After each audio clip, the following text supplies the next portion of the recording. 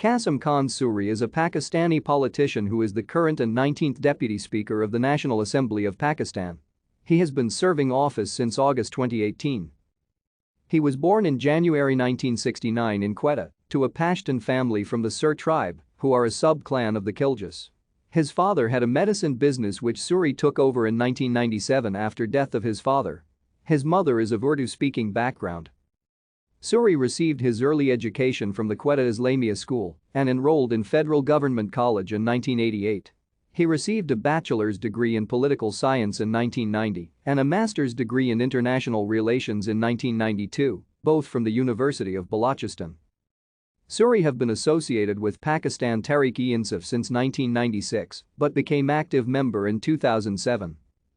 He ran for the seat of the National Assembly of Pakistan as a candidate of PTI from constituency Not 259 in 2013 Pakistani general election but was unsuccessful. He received 16,006 votes and lost the seat to Mahmood Khan Achakzai. He was elected to the National Assembly as a candidate of PTI from Not 265 in 2018 Pakistani general election. Thank you for watching. Like and subscribe if you would like to view more of our videos. Have a nice day.